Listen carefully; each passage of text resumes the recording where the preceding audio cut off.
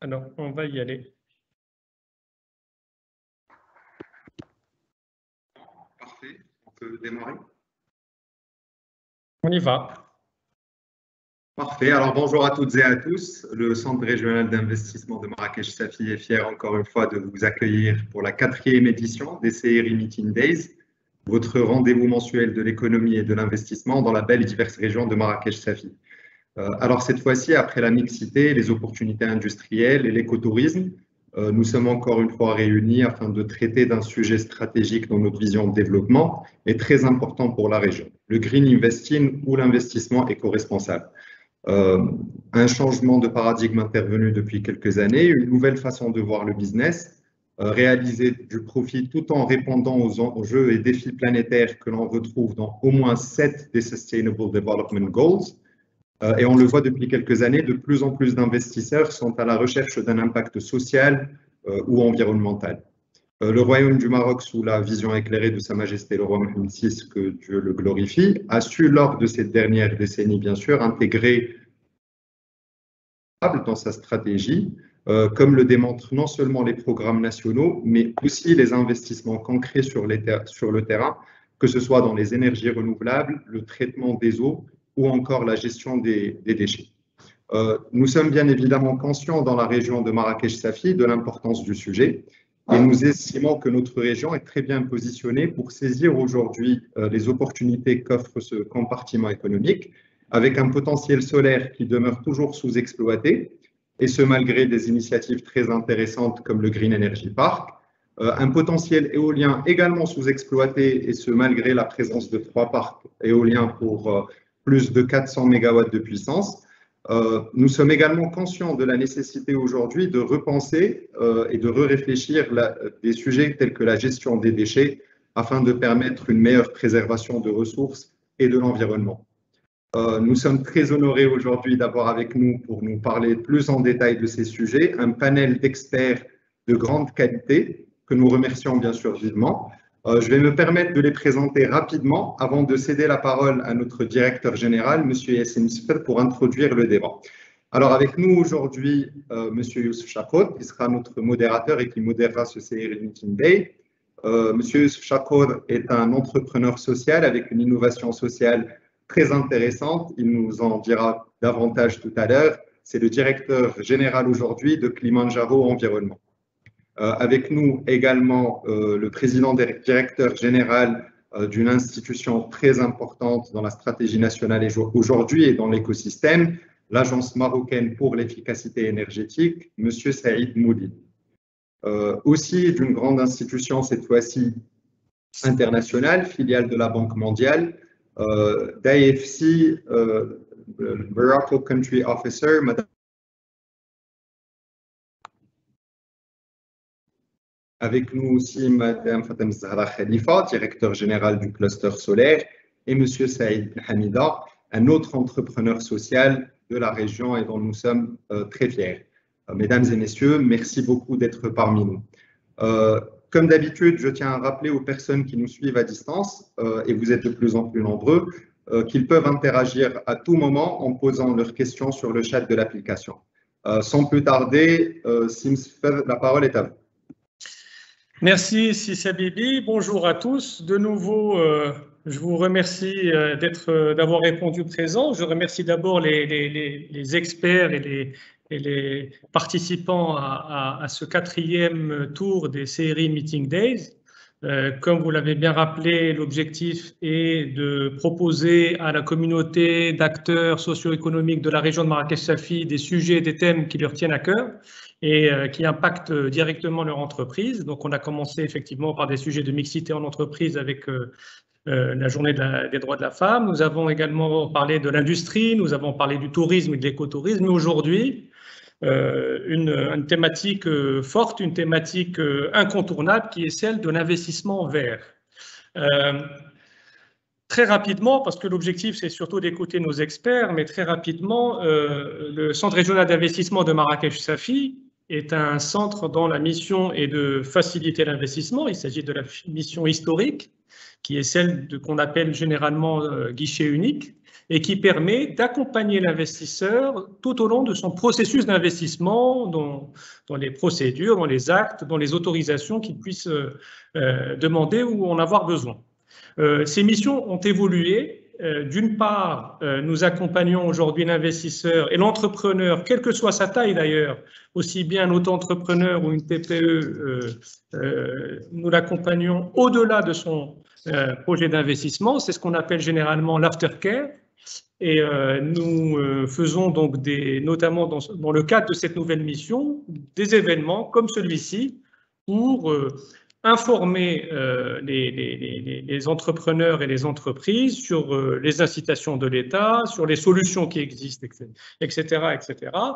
Et tout ceci dans le but de pérenniser leur activité, de pérenniser la création de valeur et d'emplois qu'ils ont permis. Parce que c'est notre indicateur de performance premier qui est l'emploi et la valeur créée. D'autre part, le CRI, le Centre régional d'investissement de Marrakech-Chafi, se fait fort depuis la nouvelle loi 47-18 de travailler au service de la région et donc de promouvoir la région en participant très activement à la planification stratégique, à une intelligence économique et territoriale, à penser la région de demain, donc Marrakech et les 7 provinces qui l'entourent.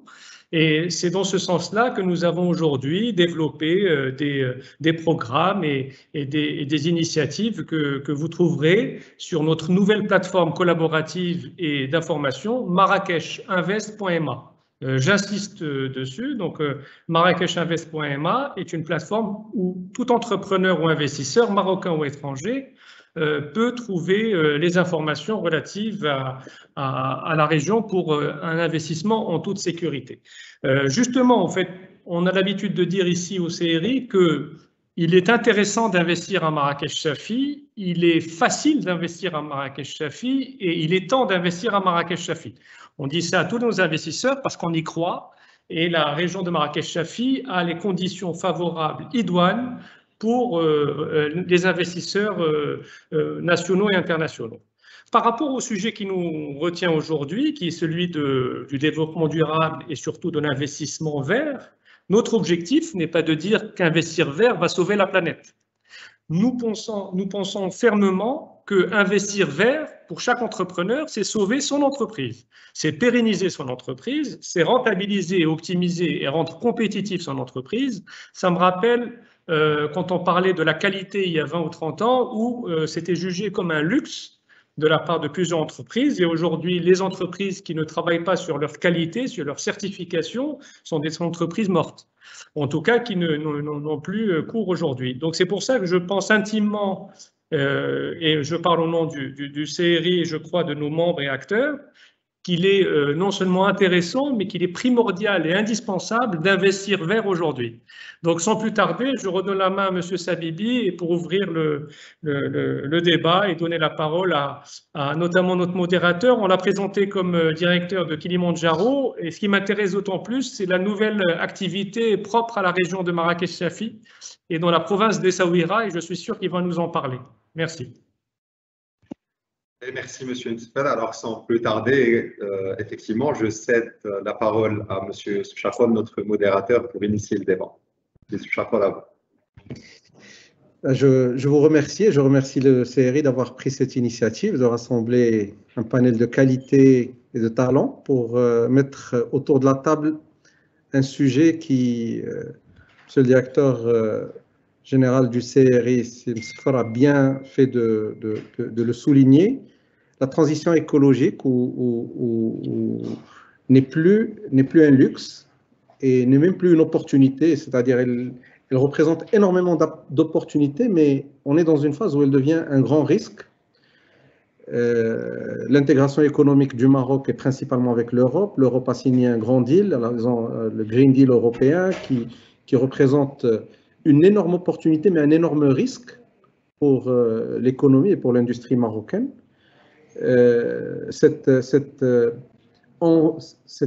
Ce Green Deal européen n'est pas unique à l'Europe. Tous les grands États, toutes les grandes économies, les États-Unis, l'Asie, ont pris des ambitions, ont pris des engagements de neutralité carbone à des horizons divers. Beaucoup de multinationales ont pris ce genre d'engagement et font que, du point de vue de la chaîne de valeur, les sous-traitants, les fournisseurs, les clients, les partenaires, toutes les industries seront passées par le prisme de la durabilité et par le prisme de la sustainability. Et donc, le Maroc, en tant que pays, a une belle carte à jouer et cette carte et sa proximité géographique avec l'Europe qui fait que éventuellement, nous redevenons compétitifs sur un certain nombre d'industries, mais nous sommes exposés sur un certain nombre d'autres industries et il faudrait que nous en soyons d'abord conscients et ensuite décliner une politique et une gouvernance de la sustainability qui accompagne notre écosystème. Et je crois qu'un des sujets importants de cette gouvernance, c'est la mise en place de la ME, sa transformation, et je crois que je fais une introduction pour introduire Simouline, pour déjà nous parler de cette transformation de gouvernance, de ce sujet, qui est devenu un sujet industriel, pas un sujet d'envie ou d'aspiration, mais un sujet d'aujourd'hui et qui est rentré dans le cycle, on va dire, de l'exécution et qui amène avec lui un certain nombre de restructurations, d'opportunités, d'engagement, de motivation pour les investisseurs. Donc, si Saïd, je vous laisse le floor et la plateforme pour introduire ces transformations et ces opportunités. Merci beaucoup aussi, Chakor. Merci au CRI de Marrakech et Simsfar pour avoir choisi ce thème d'investir vert. Ça a bien été dit, ce n'est plus un luxe, c'est une nécessité. Et ce concept d'investir vert concerne plusieurs acteurs. Même dans la région de Marrakech-Safi, je crois qu'il y a énormément d'acteurs. Vous avez tenu une rencontre sur le tourisme. Le tourisme est concerné, l'industrie est concernée, l'énergie est concernée. La mobilité est concernée. Donc, tous ces secteurs aujourd'hui se doivent de se tourner vers un modèle plus vert.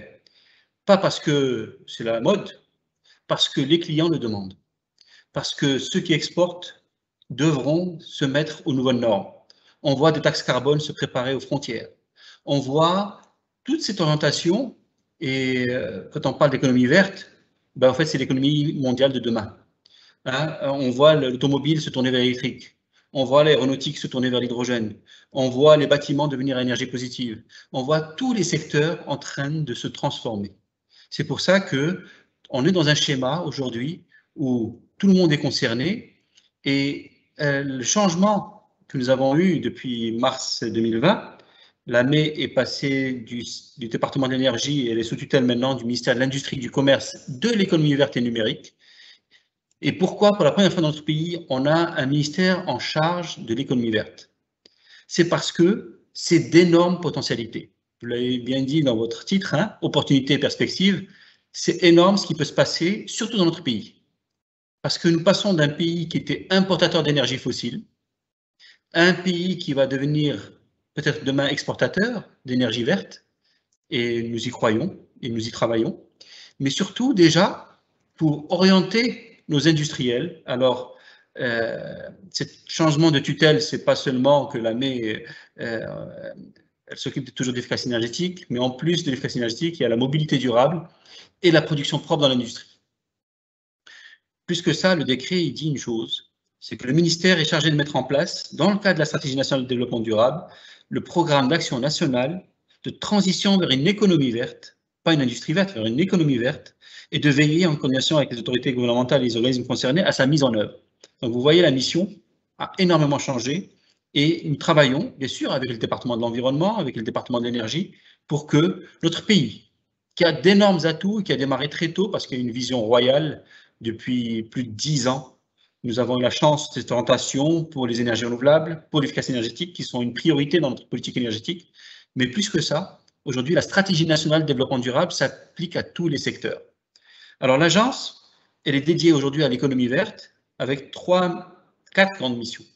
Je dirais, d'abord la première, c'est la production propre dans l'industrie, hein, avec l'économie de tous les intrants et la valorisation de déchets, l'économie circulaire. C'est très important et c'est Charles, je crois qu'il va détailler tout cela, mais pour vous dire que pour le secteur industriel de la région de Marrakech-Safi, ceux qui produisent d'une certaine façon pourront être accompagnés pour aujourd'hui profiter des différents programmes que nous avons mis en place avec le ministère, avec Maroc PME pour Tatouer Vert, avec bien sûr tous les CRI, mais pour dire que non seulement il y a une orientation, non seulement ça va aider les industriels à baisser leur facture énergétique, parce que beaucoup se plaignent de cette facture énergétique, et en plus, il y a des outils d'accompagnement, aussi bien publics, avec, je disais, Tatouer Vert, mais aussi l'AME a signé plusieurs conventions avec plusieurs banques qui ont des lignes dédiées à l'économie verte aujourd'hui, et avec les bailleurs de fonds internationaux, il y a des lignes, des possibilités d'accompagnement,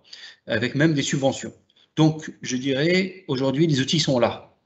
Il faut continuer à sensibiliser, et merci pour cet événement, parce que vous passez le message aux industriels d'abord pour produire plus propre, c'est-à-dire économiser tous les intrants, énergie, eau, matières premières, et bien sûr valoriser leurs déchets, parce que dans l'économie circulaire, il y a énormément d'atouts pour valoriser certains déchets, pour les rendre rentables même, et je crois que nous aurons plus de détails avec les discussions plus tard. L'autre volet, c'est l'efficacité énergétique dans l'industrie, dans le transport, dans le bâtiment, dans l'éclairage public, dans l'agriculture. Dans tous ces secteurs, il y a un volet efficacité énergétique. On n'a plus le droit d'abord de gaspiller d'énergie. Avant de penser à produire avec du renouvelable, il faut arrêter de gaspiller. Donc l'accompagnement pour réduire, et là aussi, même les audits énergétiques, même les audits pour la décarbonation sont aussi accompagnés dans le cadre de Tatouer Vert. La mobilité durable. Et nous avons commencé avec Marrakech, avec la Fondation Mohamed VI pour la protection de l'environnement, pour que, vous savez que la pollution de l'air à Marrakech est très liée surtout aux moteurs d'OTAN des motocycles, des motos. Donc, tout un programme pour aider à accompagner et développer les motocycles électriques déjà dans la région de Marrakech, parce que c'est très lié à la qualité de l'air dans la ville, et qui a un impact sur le tourisme, mais surtout pour montrer qu'aujourd'hui, c'est rentable. Et c'est là où nous avons la chance d'avoir démarré très tôt, d'avoir eu cette vision royale. C'est que quand on voit aujourd'hui que la façon la moins chère de faire l'électricité, c'est avec les renouvelables, que la mobilité électrique va devenir de plus en plus rentable. Et donc, non seulement il y a un côté environnemental, mais il y a un côté économique très fort. En plus d'un côté social, parce que la création d'emplois dans ce domaine est très importante, peut être encore plus importante si on mène ensemble tous les accompagnements nécessaires. Bien sûr, pour la mobilité, il faut de l'infrastructure. Nous travaillons, et avec IRESEN, qui est la plateforme de Ben Guerir, sur les bornes de recharge électrique. Donc, vous voyez, dans la région, il y a beaucoup d'atouts. Il y a beaucoup d'atouts. Alors, en plus, la ville de Marrakech a reçu la COP 22, elle avait reçu déjà la COP 7, et pour vous dire que c'est une ville qui est très tournée vers la protection du climat, mais pour vous dire que toute la région a été concernée, et que sur tous ces volets, on voit cette région avec une station d'épuration, on voit cette région avec des énergies renouvelables, les premiers parcs éoliens, Sidi Kaouki, ont démarré dans la région, et donc vous voyez que nous avons la chance de cette région, qui a d'énormes opportunités pour produire sa propre énergie, et je pense aussi à la décharge de Marrakech, qui était un des points noirs qui a pu être résolu, et bien sûr la station d'épuration, dont les eaux recyclées servent à l'irrigation aussi bien des espaces verts que des golfs, parce qu'il y a un tourisme golfique, il faut en profiter, mais à condition qu'il soit fait correctement. Donc c'est tout ça qui est pris en compte dans cette ville, dans cette région, et je n'oublie pas toute la région, parce que énormément d'opportunités. Et alors, sur le dernier point, nous travaillons sur la monitoring pour l'économie verte, avec la Fondation Mohamed VI pour la protection de l'environnement, avec Imanor, avec les différents ministères concernés, ceux de l'énergie et de l'industrie et de l'économie verte. Nous voulons que nos normes carbone soient reconnues au niveau européen. Donc, nous travaillons aujourd'hui pour que nous ayons un monitoring reconnu et qui soit fait correctement dans notre pays. Il est très important pour les industriels, quand ils voudront faire leur bilan carbone, que ce bilan carbone, non seulement soit fait à des coûts acceptables, mais en plus qu'il soit reconnu au niveau international. Donc, c'est ça le challenge que nous avons en ce moment sur ce volet accompagnement pour ce monitoring.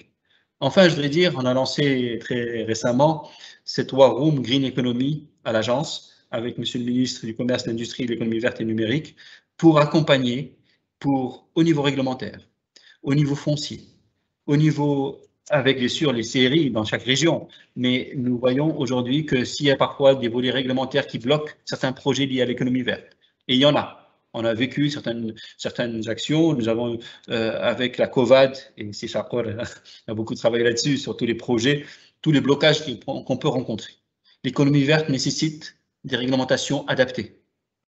Nous avons cette orientation stratégique au niveau national, au plus haut niveau de l'État. Il faut qu'on soit en cohérence au niveau réglementaire, au niveau accompagnement technique, et c'est pour ça que l'agence, bien sûr, avec tous les partenaires, travaille là-dessus, et nous sommes heureux aujourd'hui d'avoir que, aussi au niveau réglementaire, au niveau approvisionnement, au niveau foncier, au niveau appui financier, au niveau formation, au niveau normalisation, et nous accompagnerons pour tous les acteurs qui sont dans ce domaine, bien sûr, et la chance d'avoir des CRI motivés pour investir vert, et merci Simsfal encore une fois, parce que c'est pas toujours, je sais qu'il y a beaucoup de secteurs à suivre, mais celui-là, je peux vous assurer qu'aujourd'hui, nous avons tous les outils et que nous pouvons en profiter pleinement, parce que c'est d'énormes opportunités pour le pays, mais c'est aussi montrer que les emplois de demain, ou bien ceux qui existants vont se verdir, ou bien ils vont disparaître, ou bien nous voyons aussi que des nouvelles niches, des nouvelles innovations. J'aime bien citer les innovations dans le domaine de l'économie circulaire, hein, cette unité au nord qui décortiquait les crevettes et qui aujourd'hui, avec les déchets, une autre entreprise fait des films plastiques alimentaires biodégradables. Donc les déchets, c'est énormément de potentialités dans tous les secteurs, et c'est pour ça qu'il ne faut pas se limiter à ce qu'on connaît. Énormément d'innovation dans ce domaine, et je crois qu'énormément d'opportunités pour tous les acteurs. Voilà ce que je tenais à dire, et vous passer un message pour vous dire que, bien sûr, la MES sera à votre disposition, et nous sommes en contact, bien sûr, et le CRI, et merci encore une fois d'avoir choisi ce thème, parce que nous pensons que pour la jeunesse de notre pays, pour les emplois de demain, aussi bien au niveau de l'industrie propre, au niveau de la mobilité durable, au niveau de l'efficacité énergétique, nous avons d'énormes atouts. Je cite bien sûr, on voit aujourd'hui des textiliens qui nous demandent, ils sont obligés de par leurs clients d'avoir une part de recycler dans leur matière première. On voit des acteurs qui en bouteille d'avoir besoin, parce que c'est demandé au niveau international, d'avoir une part de recyclé dans leurs bouteilles. Donc, vous voyez que c'est partout qu'on voit une orientation nouvelle, et il faut en profiter. Et nous avons les atouts pour le faire, il faut s'organiser, ça nécessite tous ces accompagnements, et c'est pour ça que nous sommes là. Sur l'énergie, bien sûr, nous avons la chance d'avoir eu cette vision. L'énergie la moins chère aujourd'hui, elle est issue du renouvelable. Elle est intermittente, c'est vrai, mais elle est là.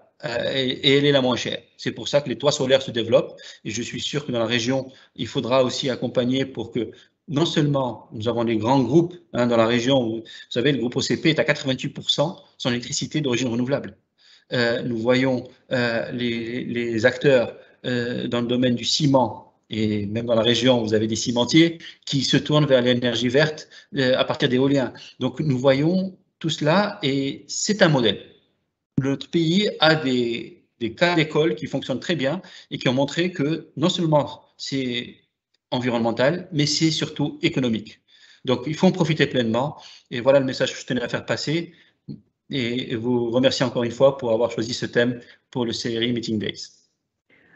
Je vous remercie énormément, Saïd, et merci d'avoir vraiment mis un peu le challenge sur ces différents axes, et d'avoir expliqué que l'État, qui doit jouer un rôle moteur, a fait son rôle d'adapter la gouvernance, de l'unifier et de lui donner un leadership fort, parce que le challenge de l'économie circulaire, le challenge de la sustainability en général, se nourrit d'énergie des hommes et des femmes qui pilotent et qui dirigent, et du courage de ceux qui gèrent.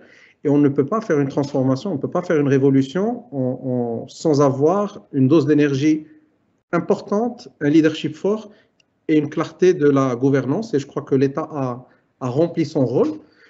Et le deuxième impulseur, à mon avis, qui accompagne cette transition, c'est l'impulseur financier. C'est cette transformation du financement responsable qui est devenu de plus en plus exigeant, qui a poussé des territoires, qui a retoqué des multinationales. Je prends l'exemple de ExxonMobil, dont le président s'est fait retoquer par son conseil d'administration parce que ses ambitions d'économie circulaire et de sustainability n'étaient pas suffisamment ambitieuses, parce que les investisseurs institutionnels, que sont les fonds d'investissement souverains, que sont les banques, que sont les institutions internationales, mettent de la pression. L'engagement de certaines institutions de ne plus financer l'énergie à partir d'énergie traditionnelle et de sources traditionnelles polluantes. Et nous avons parmi nous un représentant de choix, l'IFC, filiale de la Banque mondiale, et la personne de Mme Rita Hanan va nous parler des programmes, des incentives et de comment cette institution de qualité et d'envergure mondiale accompagne le territoire qu'est le Maroc et qu'est-ce qu'elle a à offrir au territoire spécifique de Marrakech-Safi. À vous, Mme Rita. Merci beaucoup, Sius. Alors, j'ai préparé une petite présentation. Je vais essayer de la mettre sur écran et puis si ça marche pas, c'est pas grave.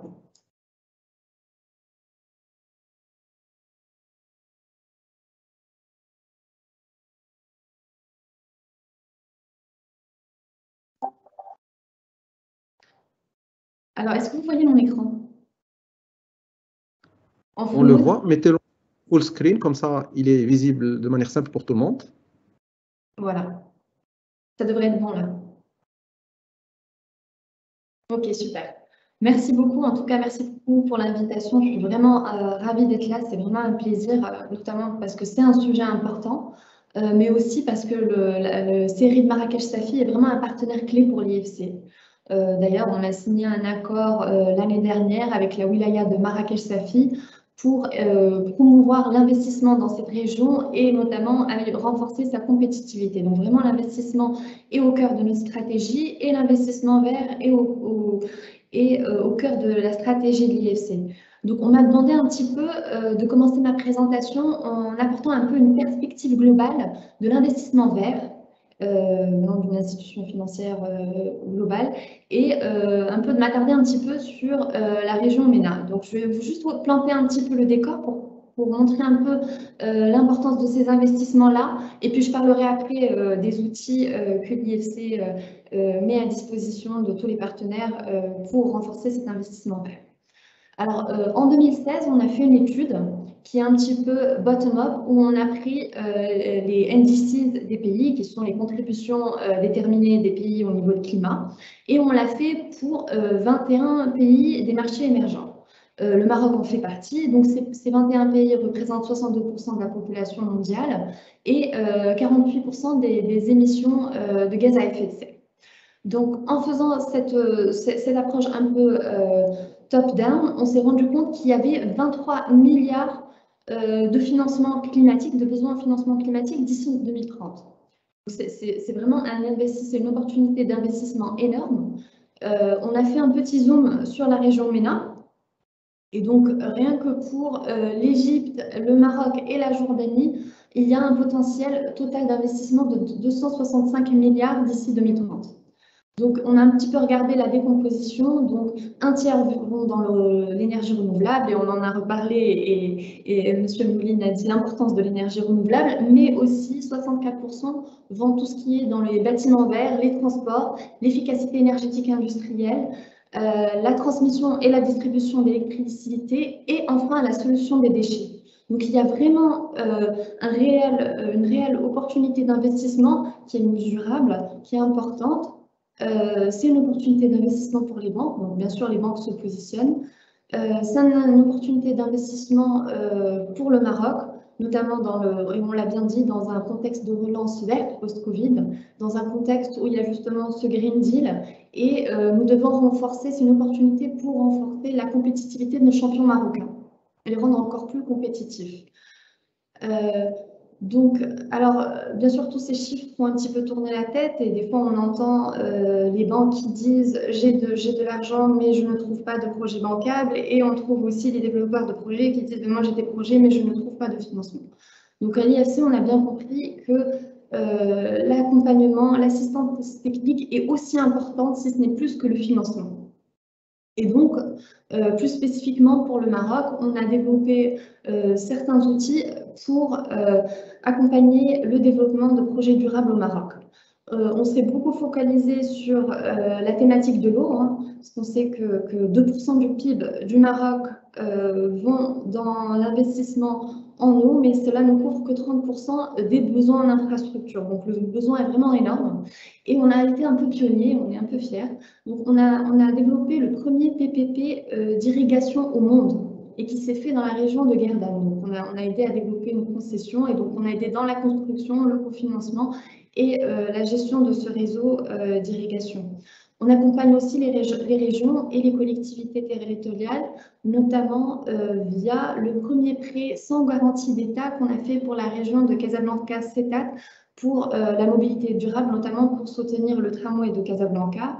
Et aussi, on a levé une facilité qu'on appelle la Water Facility, justement, pour aider les collectivités territoriales pour développer des projets en eau, en irrigation et dans la gestion des infrastructures hydrauliques. En termes de mobilisation, on a parlé un petit peu du marché financier et notamment des obligations vertes. Donc, l'IFC a été la première à émettre, avec la BCP, on a investi 100 millions pour l'émission du premier Green Bond au Maroc. Mais on a fait ça aussi en partenariat avec l'AMMC parce qu'il fallait mettre en place tous les guides d'émission pour les obligations vertes.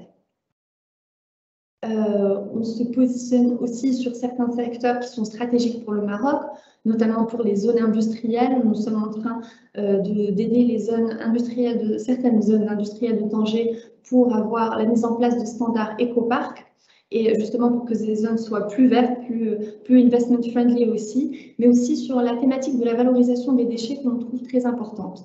On a aussi parlé de l'e-mobility, donc nous sommes en train de faire une étude qui se focalise sur 5 villes et nous voyons quelles sont les possibilités d'investissement et les business models que l'on pourrait développer. Enfin, on aide aussi les plus petits acteurs qui sont les startups, auquel le Maroc a un vivier de startups qui ont énormément de potentiel et avec ça, pour ce programme, on a le Green Business Programme et avec ce programme, on travaille avec le cluster solaire et je laisserai Madame Khalifa vous en parler un peu plus en détail et nous aidons 32 startups pour booster leur business plan, les aider via leur networking, aussi dans leur levée de fonds. Et notamment récemment, on a aidé 3 startups à lever, je crois, 8 millions de dirhams. Donc, c'est une bonne avancée. Donc, on voit vraiment qu'il y a une réelle opportunité. L'investissement est là, mais l'accompagnement technique est d'autant plus important. Donc, voilà, je vais m'arrêter là. On vous remercie, Madame, pour la clarté de votre présentation. Donc, ce que vous nous dites, c'est qu'il y a énormément il y a une boîte à outils. D'abord, vous nous dites que l'opportunité d'investissement vert, elle est énorme, que naturellement, nos territoires devraient pouvoir en profiter, que la Banque mondiale a des mécanismes et que la SFI a des mécanismes aussi bien pour le gouvernement, pour le territoire, pour les institutions financières et aussi pour les startups. Et les startups, vous arrivez à les toucher principalement via Cluster Solaire, à qui je transmets la parole.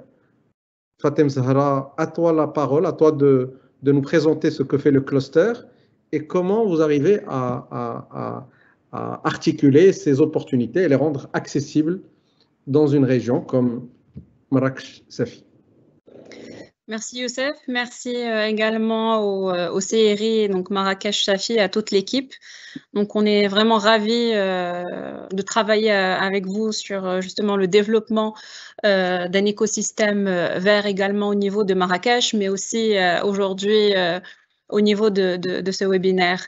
Je ne vais pas m'attarder sur le contexte, donc ça a été bien explicité par les intervenants, que ça soit à l'approche de la COP, que ça soit le Green European Deal pour se préparer dès aujourd'hui à la décarbonation des produits marocains à l'export, le nouveau modèle de développement qui également met donc le développement durable au cœur des préoccupations. Je pense que le green en général ou l'économie verte n'est plus à justifier. On n'a plus besoin de rappeler ce contexte-là, mais par contre aujourd'hui, il est nécessaire de mettre en œuvre ces orientations et réellement de créer les synergies entre les différents acteurs pour arriver à créer cet écosystème vert durable.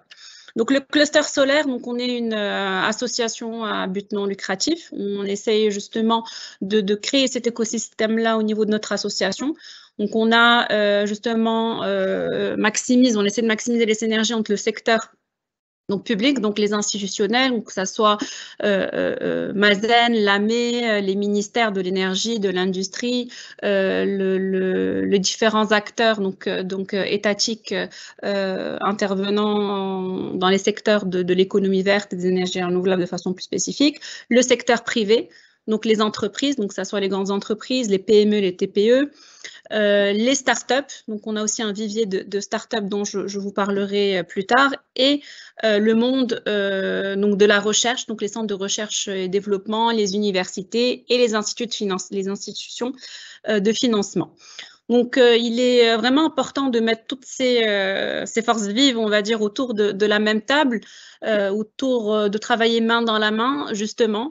Le cluster solaire dans tout ça, donc en plus de mettre tous au beau monde autour de la table, on est également là pour renforcer les compétences. Donc le renforcement des compétences des acteurs, donc que ça soit la PME, la TPE, la start-up, donc renforcer les compétences. Donc on propose plusieurs formations donc dans les énergies renouvelables, donc des formations assez techniques qui vont permettre aux acteurs de mieux vendre le solaire, de mieux vendre l'éolien, de vraiment pouvoir développer leur PME et TPE. On travaille également, on est assez actif sur le volet accès à l'information. Donc, il faut savoir que c'est un secteur assez récent. Maroc est bien avancé dans sa stratégie. Elle a été lancée en 2010, mais ça reste quand même un nouveau secteur. Donc, un secteur où beaucoup de choses ont été construites, beaucoup de belles réalisations, mais la sensibilisation est toujours importante. La sensibilisation et l'accès à l'information par rapport aux différentes technologies solaires, l'accompagnement et l'assistance technique des différents clients industriels, par exemple. On a l'impression on va dire que le secteur privé, ou en tout cas les entreprises énergivores sont convaincus de l'importance donc d'aller vers une stratégie de transition énergétique. Certes, aujourd'hui, de plus en plus d'entreprises s'y intéressent, mais la partie information et assistance technique est cruciale. Elle est cruciale pourquoi? Ces entreprises viennent vers nous, donc elles vont venir au cluster, elles ont besoin d'être orientées. Donc aujourd'hui, dans cet écosystème qui est de plus en plus complet, qui fait quoi? Donc quel est le rôle et les missions de chacun des acteurs aujourd'hui au niveau de l'écosystème? Quelles sont les technologies disponibles? Quel est le retour sur investissement? Aujourd'hui, moi, j'ai une industrie, une illustration, je suis dans le textile, donc voilà, je vais dans telles températures, je vais produire de la vapeur, de la chaleur. Donc, il y a énormément de spécificités sectorielles où ces entreprises-là ont besoin d'un accompagnement, d'informations pour vraiment pouvoir les accompagner jusqu'au bout et surtout concrétiser cet investissement dans les énergies renouvelables. Il est important aussi de créer la relation avec les banques, donc d'expliquer les différents produits aujourd'hui qu'il existe. Beaucoup de mécanismes de financement sont disponibles. Les entreprises ne les connaissent pas tous, n'ont pas forcément toute l'information sur le processus d'octroi, sur les critères d'éligibilité. D'ailleurs, dans ce sens, on travaille avec l'AME sur la mise en place d'un guide de financement vert qui va venir recenser tous ces mécanismes disponibles sur le marché marocain. Et ce qui est important, c'est surtout, on va essayer de mettre en place le contact au niveau de la banque ou de l'organisme de financement, mais aussi le processus qui va permettre de bénéficier ou de débloquer ces financements-là.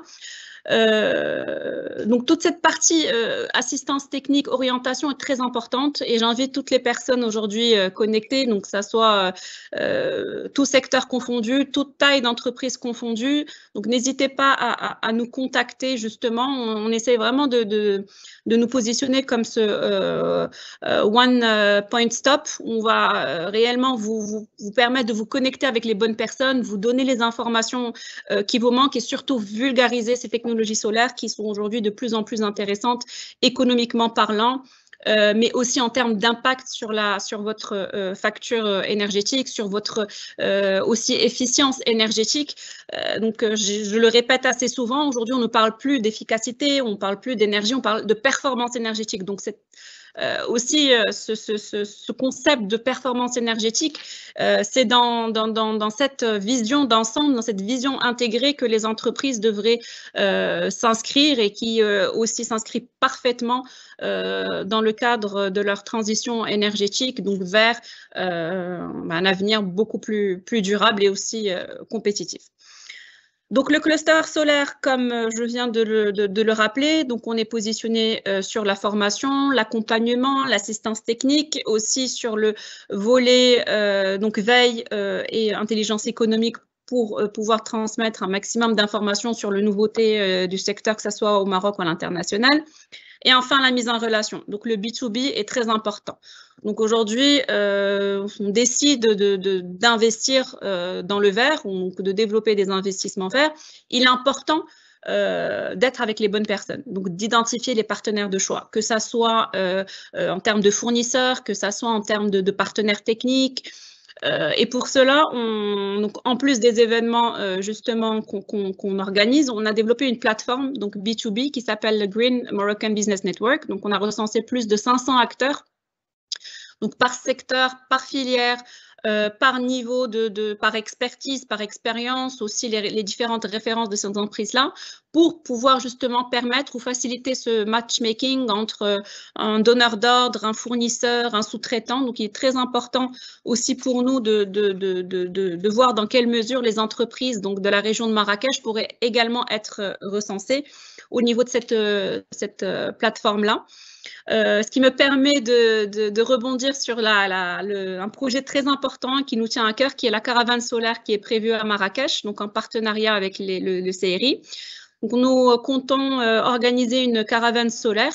Il était question de l'organiser il y a quelques mois, mais malheureusement avec donc le Covid, donc on a décidé de la reporter très prochainement, donc dès que les conditions le permettent. Mais déjà bien avant, lorsqu'on a commencé à planifier l'organisation de cette caravane, nous avons été agréablement surpris par le nombre d'entreprises donc Marrakchi, qui étaient intéressés par les technologies solaires. Donc, on a reçu beaucoup de demandes d'entreprises qui souhaiteraient justement assister à cette caravane, rencontrer des développeurs, rencontrer des EPC, rencontrer les institutions de financement. Et du coup, voilà, donc nous avons hâte de venir à Marrakech et de pouvoir justement vous rencontrer et vous orienter vers les bonnes solutions. Donc ça, c'est un peu sur le volet industrie, donc ce qu'on fait, donc le renforcement de compétences, l'événementiel, de l'assistance technique. On a également développé avec l'AME et l'AMISOL un label très important, donc c'est le label TaqaPro. Nous avions identifié à l'époque, au tout début de l'émergence de la filière solaire, un besoin de labelliser les installateurs photovoltaïques au Maroc. Donc c'est un gage déjà de confiance pour le client qui va faire confiance à tel ou tel installateur, mais aussi pour les banques, ça va permettre de les sécuriser et de davantage financer des investissements verts. Donc, ce label également, l'ensemble des tests sont réalisés à la plateforme de l'AME, donc à Marrakech également. Donc, beaucoup d'événements et d'activités donc green qui se regroupent toutes à Marrakech. La prochaine, pour votre information, la prochaine session de labellisation des installateurs photovoltaïques TaqaPro est prévue donc fin octobre, début novembre à Marrakech. Donc il y a 3 sous-labels, le photovoltaïque donc pour des tailles moyennes de projet, le PV+, pour les grandes installations solaires supérieures à 500 kg jusqu'à 1-2 MW, et puis le TAQA Pro pompage solaire, donc pour l'agriculture. Nous sommes également, en plus de l'activité de développement industriel, d'accompagnement des entreprises industrielles pour intégrer les marchés solaires, nous avons un incubateur Green Tech, donc, dont a parlé Madame Hanan, et on a le plaisir et l'honneur de travailler avec l'IFC depuis 3 ans maintenant sur ce beau programme. Donc, c'est un programme d'accélération qui s'appelle le Green Business Booster. En effet, donc, je rejoins les paroles de Madame Hanan. Nous avons identifié qu'aujourd'hui, ce n'est pas le financement qui manque. Donc, le financement existe aujourd'hui. Je vois que Youssef sourit. On est encore encore une fois en fonction des tickets. Mais ce que je veux dire que sur l'amorçage, aujourd'hui, le financement existe. Donc, on a la CCG qui nous permet donc d'octroyer donc des subventions de 200 000 dirhams. Nous avons également les prêts d'honneur de 500 000 dirhams. Donc, c'est le next step aujourd'hui qu'on essaye de débloquer. Et les dossiers bancables. Donc ça, c'est le plus grand, c'est la plus grosse, on va dire, le plus gros défi, c'est les dossiers bancables. Ce n'est pas que pour les startups, rassurez-vous. Enfin, même sur les grands projets, par exemple sur le Green Climate Fund, on a du mal à financer des gros projets d'infrastructure verts en Afrique. Quand on voit les chiffres en Afrique par rapport à d'autres pays, on a ce défi, on va dire ce challenge de rendre nos projets bancables. Donc, c'est ce qu'on a essayé, en tout cas à l'échelle des petites startups, de faire ce projet pilote avec l'AFC, qui a eu de très beaux résultats. Donc, au bout de 2 ans et demi, on a réussi à débloquer des financements auprès de fonds d'investissement pour 4 startups, donc en moyenne entre 7 et 12 millions de dirhams de financement, ce qui est très, très bien par rapport au niveau de maturité de l'entrepreneuriat au Maroc et encore plus pour une niche qui est le green. Donc ça, on est assez fiers de ce programme-là. L'objectif de ce programme, c'était justement après l'accompagnement du cluster. Donc, nous, on est présent sur la partie incubation, sur la partie assistance technique, donc prototypage. Une fois que la start-up donc commence à avoir petits, on va dire, des carnets de commandes, on passe au programme Green Business Booster pour mettre en place des dossiers, donc les Memorandum of Understanding. Donc, on va s'asseoir avec ces startups-là, donc avec des experts de haut niveau qui vont déjà les former sur les techniques de négociation avec les fonds d'investissement, déjà mettre à niveau le langage. Il faut savoir que c'est un langage assez technique quand on parle de licorne, de tickets, etc. C'est des choses qui ne sont pas, on va dire, qui ne sont pas connues ou assez méconnues par les startups qui se lancent dans l'entrepreneuriat. Donc, on fait ces formations-là pour mettre au même niveau, qu'on ait un langage commun entre l'investisseur et la startup. Et on les accompagne de façon assez opérationnelle à rédiger les Memorandum of Understanding avec les critères qu'il faut, avec les ratios que les investisseurs demandent, pour minimiser justement les allers et retours et maximiser le nombre de deals justement dans le green. Voilà, donc pour pas être trop longue, je sais qu'on s'était dit 1 heure, mais grosso modo, voilà un peu ce qu'on fait. N'hésitez pas à nous contacter donc, pour toute entreprise donc, et encore plus d'entreprises de Marrakech. Donc, on a hâte de venir chez vous et justement de pouvoir vous aider, vous accompagner dans le cadre de votre transition énergétique.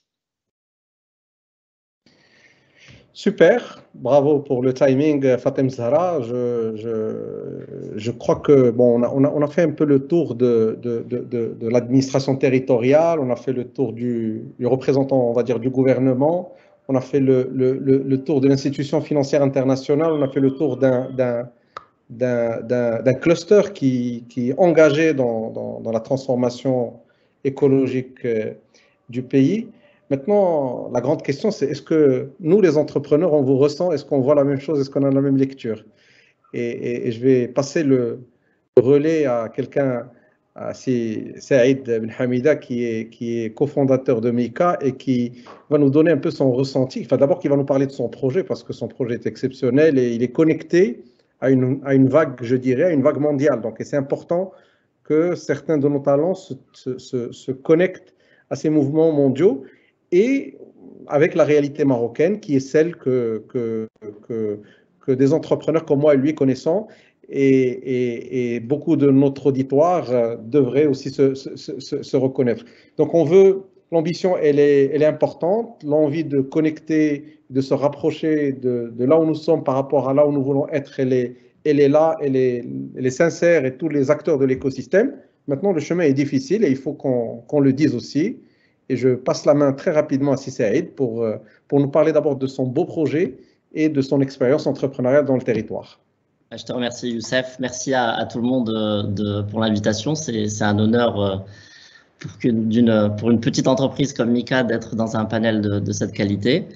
J'ai le défaut d'avoir passé beaucoup trop de temps en banque d'affaires et fonds d'investissement pendant plus de 15 ans, où j'ai développé la même conviction que tous autour de la table, qu'il n'y a pas d'économie demain sans triple bottom line, sans ces enjeux qu'on doit... Les entreprises survivront parce qu'elles seront sociales, environnementales et profitables. Et j'ai développé aussi l'autre conviction que les très très grands sujets comme la planète ou le social en général, comme c'est un peu la responsabilité de personne, c'est en même temps la responsabilité de tout le monde. Et à petite échelle, il ne faut pas avoir peur, et c'est le cas de Mika, et c'est pour ça que on est là aussi à notre micro échelle, à essayer de participer au changement. Je reprends Rifkin, qui est un des grands théoriciens de l'économie verte et le New Deal. C'est la somme de petits projets, certes, et c'est la force des institutions et des gouvernements de les interconnecter entre eux. C'est comme ça qu'on réussira le New Deal vert, localement interconnecté. Mika, que dire, c'est une entreprise qui s'est donnée pour mission de contribuer à son échelle à réduire la pollution plastique des océans. Les océans aujourd'hui, on sait tous, d'ailleurs l'UNESCO a déclaré que ça serait la décennie de l'océan, pas pour rien, c'est que c'est aujourd'hui le premier poumon de la planète, et que les impacts de pollution plastique notamment sont dévastatrices sur les écosystèmes, sur la santé publique. Aujourd'hui, toutes les blagues qui circulent sur Internet, où quand on ouvre un poisson et on trouve du plastique dedans et qu'on appelle le chef en disant il y a du plastique, le chef dit vous avez de la chance, vous êtes sûr qu'il a été pêché en mer. Donc il y a un vrai problème sur la santé publique. Et le troisième point, c'est sur l'économie locale. Aujourd'hui, dans la région d'Essaouira, par exemple, où on opère, il y a clairement un impact sur le tourisme. Quand vous avez des plages d'une beauté aussi extraordinaire que la province de Souera, et que vous vous baladez dans une zone qui est complètement déserte, mais qui est totalement dévastée par du plastique, on sent le risque que ça représente pour le tourisme. Donc on a développé Mika en pilote sur la région d'Essaouira. On s'est donné un objectif de collecter les déchets plastiques le long du littoral marocain, sur les plages et les oueds, donc dans les villages notamment, où il n'y a pas de gestion structurée de déchets. Donc on est en dehors des grandes villes, on est là où personne ne veut aller, et là où malheureusement c'est extrêmement cher d'aller. Pour des histoires de logistique, les plastiques sont laissés parce que même ramenés à des centres, on réalise très vite qu'ils sont trop chers à être process, et donc il n'y a pas de business model viable. En plus de cette approche environnementale, on s'est donné comme objectif de participer à ce qu'aujourd'hui tout le monde veut faire et qui sera inévitable, c'est de formaliser ce secteur. À notre échelle, on travaille avec l'INDH à Souera pour essayer de trouver un programme, et Youssef pourrait vous en parler parce qu'il est un des grands acteurs sur le sujet, d'insérer socialement des gens dans les villages ou même dans les villes à travers un programme soit d'auto-entrepreneurs, soit de micro-entreprises, etc., et de passer de l'informel au formel pour créer un tissu, parce que les déchets aujourd'hui ont une valeur et on a la chance de pouvoir créer du revenu supplémentaire dans des villages où parfois l'emploi est quand même faible, à part l'agriculture ou ce genre de choses. Donc on a eu cette approche, on est parti en test sur Essaouira pendant 3-4 mois, très positif. Je peux partager avec tous les entrepreneurs qui sont présents que l'idée quand on arrive, on a l'impression d'être très intelligent et on va révolutionner le monde. L'idée à l'arrivée est complètement différente. Dans la pratique, il faut certes avoir des convictions fortes sur les valeurs de l'entreprise, notre objectif, Mais le modus operandi lui-même va changer, ne serait-ce que sur les 3 derniers mois, et je sais que sur les prochaines années, il le sera. Alors, aujourd'hui, ce que j'aimerais partager avec tout le monde, au-delà de l'histoire de Mika, c'est la force de l'écosystème. On est arrivé dans une région où très vite, on a toujours l'impression que ces histoires de mobilisation, soit du gouvernement, soit des autorités, ça reste quand même du papier, mais dans la réalité, pour une micro-entreprise comme Mika, on a eu la chance d'avoir un soutien extraordinaire du CRI local à Essaouira pour la recherche de foncier, pour la mise en contact avec les banques, avec les eaux et forêts, tous les acteurs les points nécessaires au succès du projet. Et puis, on a la chance aussi de faire partie du cluster solaire, où on est rentré par la toute petite porte au niveau de l'incubation. Et c'est une expérience qui est moi je redis, j'ai eu la chance de faire 15 ans de banque d'affaires et de fonds d'investissement, et on se retrouve de l'autre, mais au niveau maternel, et avec toute l'humilité du monde, on se rend compte que la force de l'écosystème est incroyable. Aujourd'hui, vous avez des discussions avec d'autres entrepreneurs qui ont d'autres problématiques, même s'ils ne sont pas sur le même secteur que vous, mais le deal vert passera par l'interconnectivité. Ça, c'est une conviction que je peux partager au-delà de toutes les théories qu'on peut lire. Il y a une entraide, et puis il y a un échange d'expériences qui est important. Oui, le financement est un sujet. Oui, on a des obstacles au niveau bancabilité, bien sûr, mais il faut aider ces petites entreprises, et le cluster jusqu'à IFC en passant par le CRI, je sais tous les efforts qui sont faits. Évidemment, on va toujours en demander plus parce que c'est le rôle de la petite entreprise, mais on est là aussi quand même pour dire les très bonnes choses, et je suis là pour en témoigner. Donc, merci pour l'invitation. J'espère apporter dans le moment des questions-réponses tous les éléments s'il le faut pour les entrepreneurs qui pensent que leur projet est trop petit, et pour aller taper à des portes aussi importantes que tout le panel là, et je suis là pour témoigner que c'est pas du tout le cas. Il faut foncer, avoir le courage de le faire, parce qu'on y gagne beaucoup et énormément. Merci. Je te remercie, M. Hamida, merci d'avoir partagé avec nous cette belle histoire, cette success story dont nous sommes effectivement très fiers. Il n'y a pas de petits acteurs lorsqu'il s'agit d'économie verte, lorsqu'il s'agit de développement durable, et nous espérons vraiment que Mika réussira à révolutionner l'écosystème de la gestion des déchets plastiques. Avant de prendre les questions, je vais redonner la parole à notre modérateur, mais cette fois-ci sous une autre casquette, et pour nous parler de Moga Green. Peut-être un petit mot, M. Chakwara. Je te remercie de me donner cette opportunité. J'ai une petite présentation, je vais essayer de la partager si c'est possible. Je vais faire ça. Je ne sais pas si. Je ne sais pas si vous voyez mon écran ou pas. Non. Je ne sais pas si vous voyez mon écran. Non. C'est bon? D'accord. Donc, au fait, on a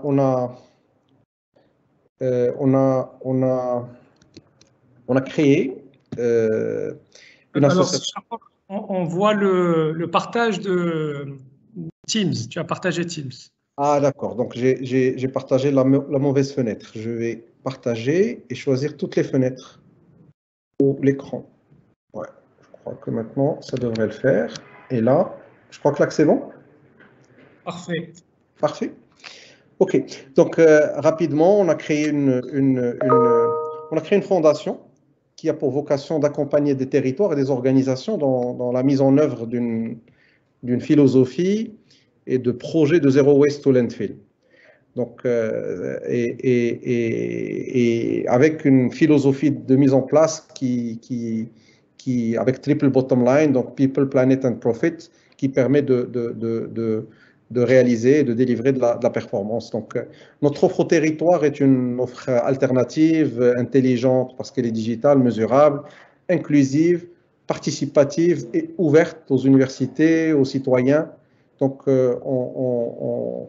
avec une méthodologie de screening, de construction de data sur le terrain, qui permettent à la fin d'implémenter ce qu'on appelle, nous, un Smart Waste Management System, qui permet d'implémenter. Donc, on a un modèle qui connecte des générateurs à des valorisateurs via une logistique ubérisée, mais socialement inclusive. Et elle est autour de 3 piliers importants. Donc, le premier pilier, c'est ce qu'on appelle Community Build-up. Donc, en fait, on voudrait construire une communauté de recycleurs, une logistique responsable et mettre la technologie au cœur de cette démarche.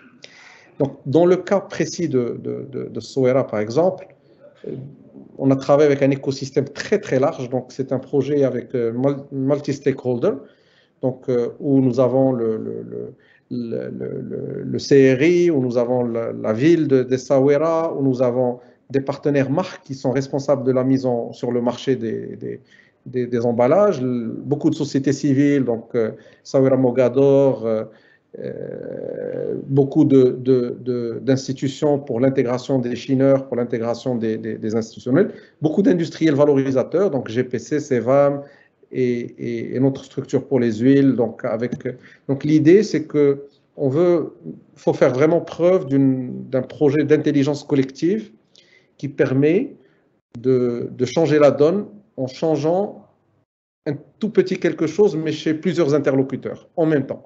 Et la démarche est la suivante. Donc, l'impact est un impact très positif pour le territoire, pour les marques qui sont engagées. Le territoire fait une démonstration d'intelligence collective, réduit son coût de gestion des déchets, diminution du carbon footprint, une image positive et une démarche d'insertion sociale des opérateurs de l'informel dans la collecte ou dans la valorisation. Pour les marques principalement qui, elles, sont notre première source de financement aujourd'hui, elles en profitent pour leurs images, elles réalisent leurs engagements. Coca-Cola, qui est notre principal partenaire, a un engagement de collecter l'équivalent de ces emballages à l'horizon 2030 et 2025 en Europe, 2030 dans le reste du monde. Donc, cet engagement est un engagement qui devrait se refléter dans le territoire, dans le pays et dans le territoire. Et nous pensons mettre en œuvre une démarche dans la ville de Sowera, que nous appelons Moga Green, qu'on voudrait un projet qui est fédérateur de toutes les énergies qui veulent s'inscrire dans cette démarche. L'objectif après, c'est de passer vers un Morocco Green et vers un Africa Green. Et l'essentiel, c'est que nous voulons juxtaposer des territoires qui s'engagent dans une démarche de Zero Waste to Landfill. Et nous voulons faire la démonstration que c'est possible en intégrant la technologie et qu'en intégrant. Donc, je vais rapidement partir vers les sujets les plus importants. Donc, l'idée, c'est comment construire cette communauté. Donc, la communauté, on veut la construire en faisant du door-to-door et en faisant du digital. On veut que cette communauté soit incentivée. Donc, elle va être sensibilisée, éduquée. Ensuite, incentivée, c'est-à-dire que plus vous allez faire des efforts de tri sélectif, plus vous serez rémunéré par nos partenaires de marques qui s'engagent à financer un programme de fidélité. Et tout ça connecté via une plateforme digitale qui intègre les différentes parties. Et donc, tout ça est en phase d'exécution. Nous avons un objectif de démarrer sur le terrain aux alentours de la 2e semaine d'octobre et commencera notre programme de recrutement de la communauté, de sensibilisation. Nous voulons, sur les 20 000 foyers que compte Sowera, avoir au moins 10 000 actifs à la fin de l'année, au bout de 12 mois d'opération. Et si nous le réalisons, il y a un tonnage important de plastique, de papier, de verre et d'autres types de déchets qui va émerger. Nous avons aussi une initiative auprès des générateurs professionnels, donc que sont les commerces et les cafés, hôtels, restaurants. Nous avons une démarche adaptée par typologie de générateurs de déchets. Donc les foyers, ils ont une démarche basée sur des mécanismes très adaptés à la société marocaine, c'est-à-dire que nous avons un réseau, ce qu'on appelle l'ambassadeur, qui peuvent être des concierges, qui peuvent être des gardiens de nuit, et qui jouent un rôle positif dans la gestion et dans la mise en place de l'économie circulaire, et encore une fois, de manière digitalisée. Donc, on est déjà en phase opérationnelle sur les professionnels, sur la région, et avec un objectif d'upgrade social important, donc de construire une chaîne logistique positivement inclusive et socialement responsable. Encore une fois, la technologie va être au cœur de notre démarche, avec un impact sur l'emploi. On pense que nous pouvons créer une 30aine d'emplois dans la ville de Sowera et une trentaine de collecteurs et une dizaine de valorisateurs dans la plateforme de tri sélectif. Donc, toujours la technologie au cœur de notre démarche. Donc, ce que nous voulons faire, donc, c'est vraiment d'initier une démarche alternative, positive, et nous avons eu beaucoup de support des autorités locales, donc que ce soit le gouverneur, que ce soit l'association Mogador ou le Conseil de Sa Majesté, ce qui est très positif pour ce territoire et pour ce genre de projet, parce que nous avons besoin d'en tester une vingtaine par an, pas uniquement le nôtre, mais certainement d'autres, pour pouvoir venir avec des ruptures dans la manière de faire les choses et qui ont un potentiel de scalabilité, donc pour rentrer dans une approche systémique et puis qui peuvent avoir un impact systémique sur la démarche. Donc, mon témoignage en tant qu'entrepreneur, on va dire, dans la région, c'est que la région est magnifique, elle a des atouts extraordinaires et surtout, elle a une volonté d'être différente et d'oser des choses différentes. Parce que moi, je suis sûr que les démarches classiques ne sont plus suffisantes et qu'il faut du courage et qu'il faut oser faire des choses de manière différente et imaginer des modèles différents pour essayer de capturer le maximum d'opportunités qu'offre la transition écologique. On ne peut pas le faire dans les modèles classiques, il faut les faire dans des modèles un peu plus osés, un peu plus risqués. Et je crois que ce que nous avons pu démontrer en intégrant les marques multinationales, les marques de FMCG, et que notre projet soit le premier projet, je crois, en Afrique à être financé par la Fondation Coca-Cola, une bonne partie du financement, et qui nous disait pourquoi Souera. On leur dit, écoutez, Souera est un héritage culturel, c'est une ville l'UNESCO, et nous, est peut-être un très très bon laboratoire pour un sujet comme celui de l'économie circulaire. Donc je partage avec vous ces éléments-là. Tous ceux qui veulent s'impliquer dans ce projet sont les bienvenus. Et mon retour d'expérience dans la région est très positif. On a l'occasion de travailler avec des gens sympathiques. Donc ça, c'est ma phase promoteur du projet. Donc je retrouve ma casquette de facilitateur et invitant les gens à poser leurs questions sur la plateforme et nous aurons l'occasion d'y répondre avec le panel. En tout cas, merci Monsieur Chakor pour ce témoignage et puis bravo pour cette belle initiative qui est bien conçue, bien pensée. Ça nous fait toujours plaisir de voir des game changers émaner de notre territoire et l'audace est effectivement notre marque de qualité. Je pense qu'il est grand temps de prendre quelques questions des personnes qui nous suivent et que nous remercions. Une première question pour Madame Fatem Zahra Khalifa. Alors aujourd'hui, quel est le dispositif d'incitation existant pour la transition énergétique? Peut-être on pourra y répondre. Il ne nous reste pas beaucoup de temps, donc pour les réponses, on essaiera d'être aussi rapide. Peut-être aussi faire des relais sur des plateformes ou des sites, s'ils existent, ça sera aussi bien sûr. Donc, on répond maintenant, on prend toutes les questions, ensuite on répond? Non, vous pouvez répondre. On répond très bien. Donc, merci pour cette question. En effet, on a aujourd'hui un écosystème mature.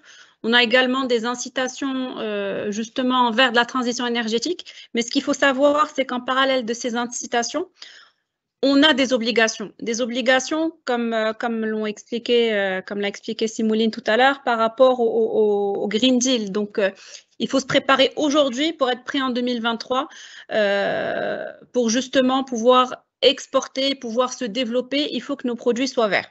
Donc, en parallèle de ces obligations, il y a des incitations, que ce soit des incitations sur le financement. Donc, comme je vous ai dit, on est en train de préparer ce guide de financement que plusieurs acteurs et que plusieurs entreprises ont demandé justement pour clarifier ces incitations-là.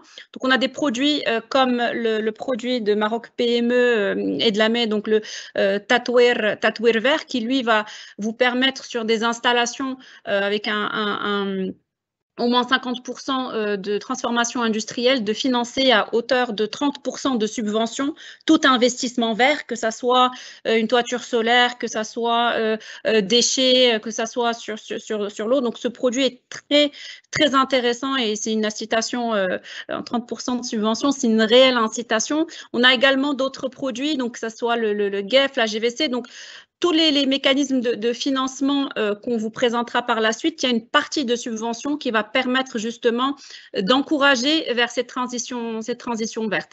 Donc ça, c'est pour les entreprises. Aussi pour les startups, donc les petites structures de plus petite taille, aujourd'hui, plusieurs incitations existent sur le marché, que ce soit des subventions, que ce soit des prêts d'honneur.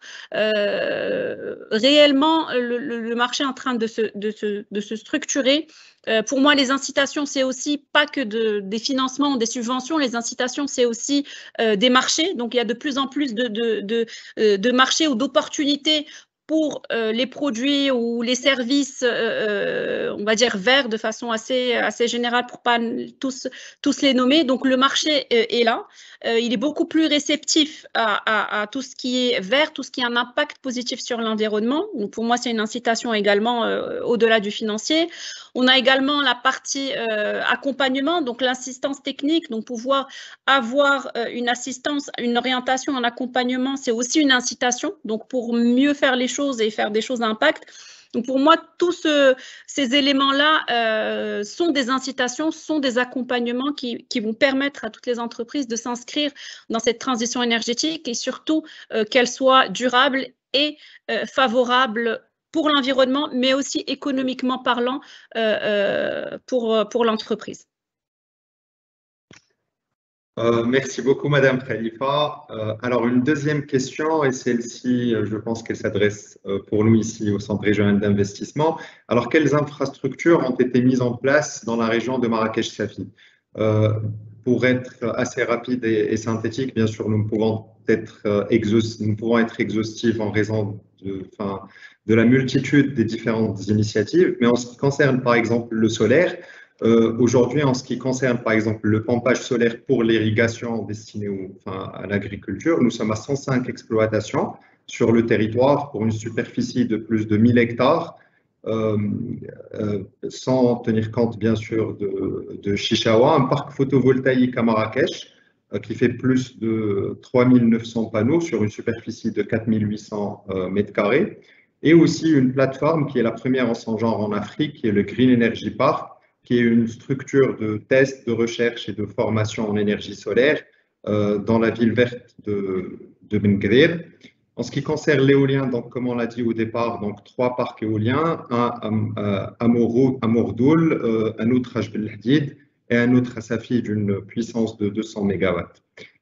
Donc voici aujourd'hui, à Marrakech-Safi, aussi de l'hydroélectricité et donc des microcentrales, une à la Tchakadkoust, une autre dans le barrage de Sidi Idriss et 2 autres à Tamslouht et à Wirgan. N'hésitez pas bien sûr à vous adresser à nous pour vos questions et pour plus de détails. Donc voici pour l'infrastructure déjà existante. Une troisième question qui nous vient, alors celle-ci est pour M. Chakour et pour M. Ben Hamida.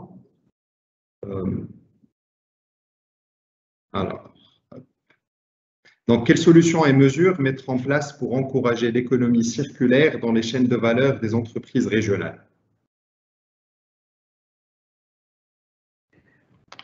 Je crois que les mécanismes sont classiques. Il y a la réglementation, il y a le marché. Donc, comme ce qui est en train d'arriver à l'échelle du Maroc, son marché principal, l'Europe, exige de plus en plus de circularité dans les produits qui vont partir, sinon ils seront taxés. Donc,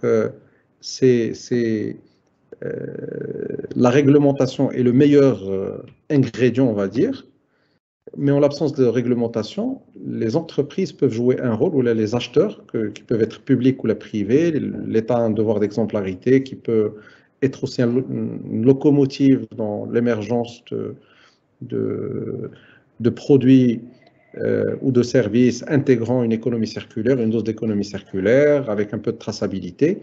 Donc tout ça, c'est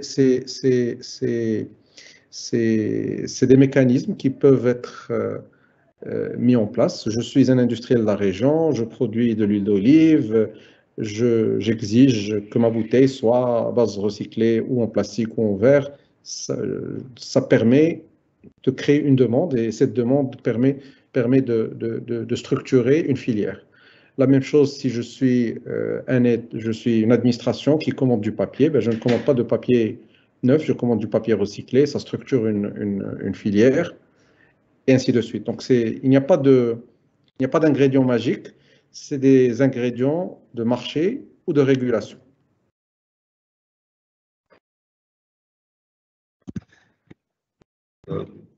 Sibel Hamida, vous voulez rajouter quelque chose?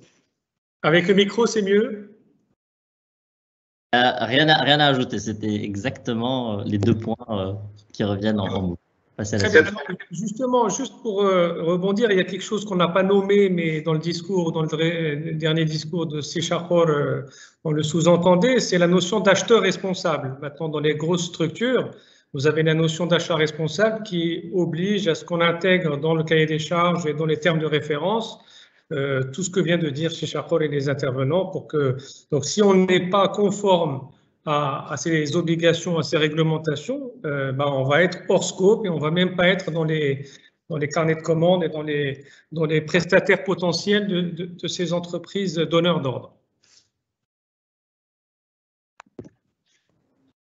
Je sais que nous avions dit qu'on allait prendre 3 questions, mais peut-être nous avons encore une dernière et M. Chakol peut compléter et puis répondre au passage. Donc, quel impact peut-on attendre de l'investissement vert sur le développement économique global? M. Chakol.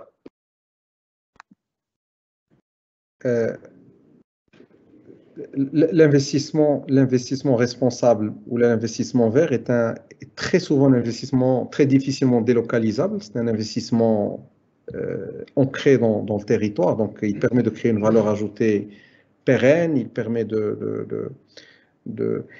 et les tendances, je crois qu'il y a une étude de la fondation Ellen MacArthur sur le financement à l'horizon 2050, les tendances sont vertigineuses, c'est-à-dire qu'il va y avoir une transformation de l'allocation de l'argent de manière brutale et nous commençons. Moi, je donne très souvent un exemple juste pour vous donner une image un peu drôle de la situation où les promoteurs de démarches, c'est comme un prophète qui dit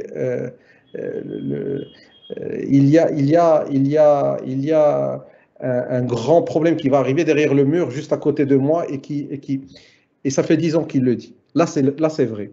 Là, c'est une vérité mesurée qu'il y a une transformation, qu'il y a une vague très importante qui va obliger la transformation. Et malheureusement, ceux qui ne croient pas dans ce discours vont la subir. Et il se trouve que certaines personnes avaient ce discours il y a 5 ans, il y a 10 ans. Mais là, aujourd'hui, tous les opérateurs, tout l'écosystème s'est mis en ordre de bataille parce que le changement climatique à l'échelle mondiale est visible et que l'accélération de la mise en œuvre a des impacts qui vont être un peu brutaux pour les économies qui sont en mode je ne suis pas sûr. Par contre, donc cette étude de Ellen MacArthur explique que l'argent ne trouve pas preneur, c'est-à-dire que les levées de fonds des institutions financières,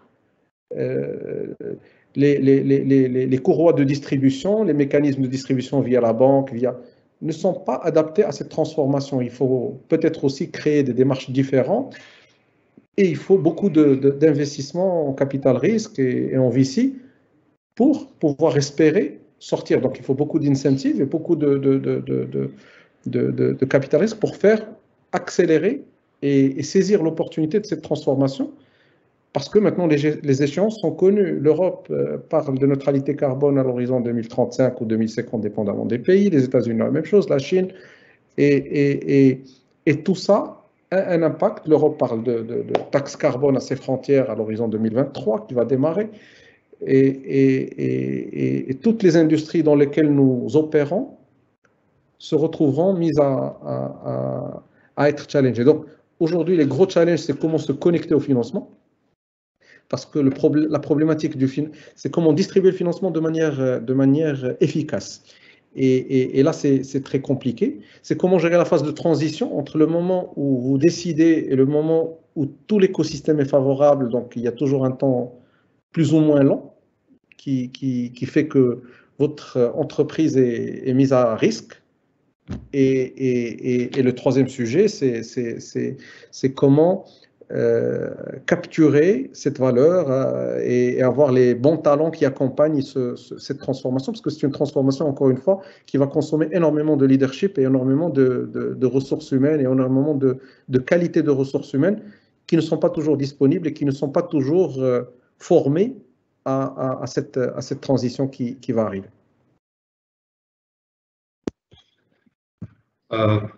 Merci à nos participants, vraiment. À vous écouter, nous sommes très confiants dans l'avenir. Ce fut une discussion très riche. Avant de vous quitter, je vais repasser la parole à M. Msfel pour un mot de clôture. Merci encore une fois.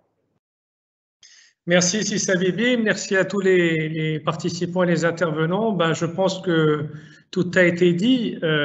Moi, je retiens un chiffre, c'est peut-être mon passé d'entrepreneur, mais je retiens un chiffre, c'est 265 milliards de dollars.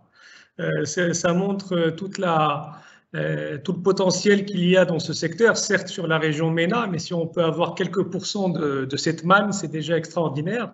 La région est très bien positionnée, on a vu, c'est vrai. Alors, on a deux exemples, c'est un hasard, deux exemples de la province d'Essaouira, mais il faut savoir que cette diversité régionale et cette richesse dans les investissements verts est aussi palpable à Arhamna. On a parlé du Green Energy Park et de tout l'écosystème autour. Il y a aussi Qlat Srarna, Youssoufia, Asfi, Chichawa, Al Haus, vraiment toutes les régions, toutes les provinces en tout cas de la région de Marrakech-Chafi et au-delà, au Maroc aussi, on a des belles initiatives. Et si Chakor en a parlé de l'engagement des autorités locales, à Essaouira, le gouverneur en premier lieu et bien sûr le conseiller de Sa Majesté, qui ont été tous les deux d'un très grand appui, mais c'est une réalité régionale. Très tôt, très vite, Monsieur le Wali a présidé plusieurs initiatives autour de l'investissement vert et autour des idées entrepreneuriales. Je peux citer le hackathon pour l'eau, autour de l'eau, pour trouver des solutions autour de la gestion de l'eau. Il y a aussi des choses qui ont été faites dans toutes les autres provinces. Donc vraiment, il y a un engagement fort des acteurs publics privés et ça, je pense que c'est une chance pour nous aujourd'hui. Donc, encore merci. On vous donne rendez-vous dans un mois, un des mardis du mois, pour la 5e édition des CRI Meeting Days. Vous pouvez avoir plus d'infos sur marrakechinvest.ma ou nous suivre sur LinkedIn, sur la page LinkedIn pour répondre aux questions et poser vos questions et répondre aux questions auxquelles on n'a pas répondu aujourd'hui. Voilà, merci à tous et à très bientôt.